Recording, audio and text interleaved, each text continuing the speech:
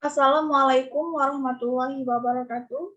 Perkenalkan, nama saya Elvina Aprilia, NIM 1910204080, kelas 5B Biologi. Dosen pengampu, Bapak Hendra Lahdiman MPD, dengan mata kuliah Biologi Konservasi. Adapun pokok pembahasannya, itu terdapat dua materi. Yang pertama mengenai elemen dasar biodiversitas biologi, dan kedua mengenai pengelompokan biodiversitas. Elemen dasar biodiversitas biologi. Pada elemen dasar ini terdapat 3 keanekaragaman. Yang pertama yaitu keanekaragaman gen, kedua keanekaragaman spesies, dan yang ketiga keanekaragaman ekosistem. Keanekaragaman hayati atau biodiversitas adalah suatu istilah pembahasan yang mencakup semua bentuk kehidupan yang secara ilmiah dapat dikelompokkan menurut skala organisasi biologisnya, yaitu mencakup gen, spesies tumbuhan, hewan, dan organisme, serta ekosistem dan proses-proses ekologi. Elemen dasar biodiversitas biologi dapat dibedakan menjadi 3 macam, yaitu keanekaragaman gen atau genetik, keanekaragaman spesies atau jenis, dan keanekaragaman ekosistem. Variasi dalam keanekaragaman makhluk hidup disebabkan oleh adanya gen dan interaksi gen dengan lingkungannya. Keanekaragaman gen adalah variasi atau perbedaan gen yang terjadi di dalam satu jenis atau spesies makhluk hidup. Keanekaragaman gen menyebabkan variasi antar individu sejenis, seperti keanekaragaman tanaman padi dan mangga. Tanaman padi terdapat beberapa macam atau varietas, seperti IR, PB, Kapuas, Rojo-lele, dan Sudani. Sedangkan tanaman mangga atau Mangifera indica mempunyai beberapa varietas, seperti mangga arum manis, mangga mana lagi, mangga gadung, dan mangga golek. Keanekaragaman mangga dan padi disebabkan oleh variasi gen. Perbedaan variasi gen ini menyebabkan sifat yang tidak tampak atau genotip dan sifat yang tampak atau fenotip pada setiap makhluk hidup menjadi berbeda. B. Mengenai pengelompokan biodiversitas.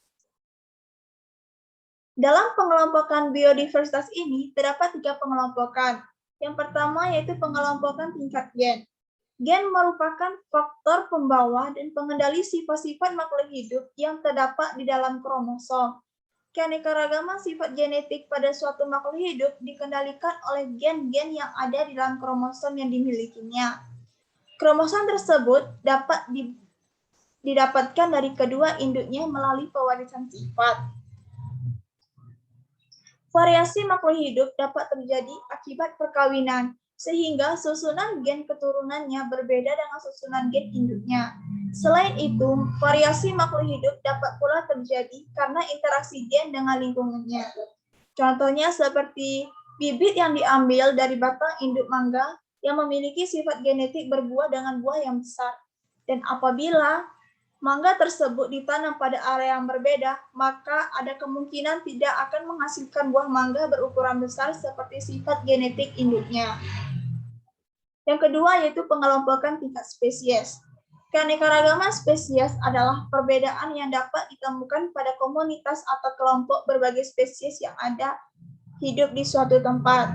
Keanekaragaman hayati antar spesies atau tingkat spesies ini mudah diamati karena perbedaan yang mencolok. Contohnya seperti keanekaragaman antara kurma, sagu, dan kelapa. Meskipun tumbuh-tumbuhan itu merupakan satu kelompok tumbuhan palem-paleman, masing-masing memiliki sifat yang berbeda-beda dan hidup di tempat yang berbeda-beda. Seperti kelapa tumbuh di pantai, kurma tumbuh di daerah kering, dan sagu tumbuh di pegunungan basah atau sawah gambut.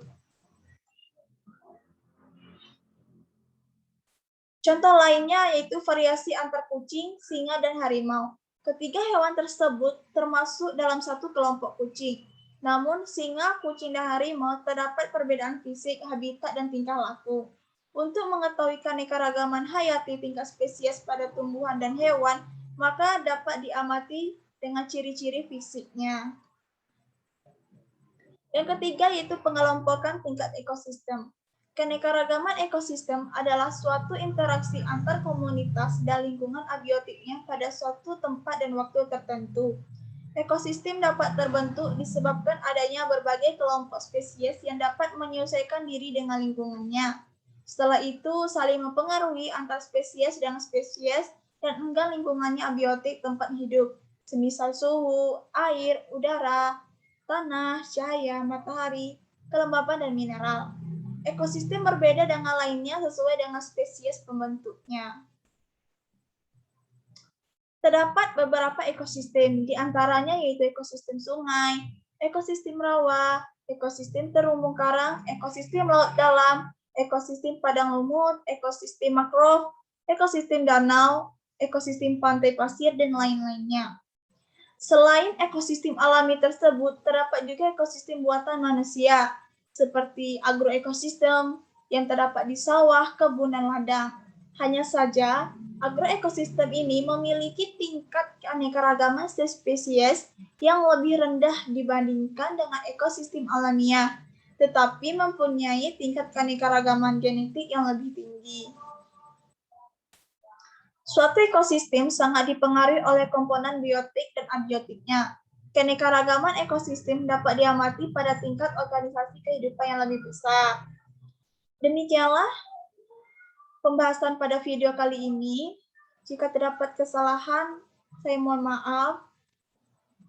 Terima kasih. Saya tutup dengan wabillahi taufiq wal hidayah. Wassalamualaikum warahmatullahi wabarakatuh.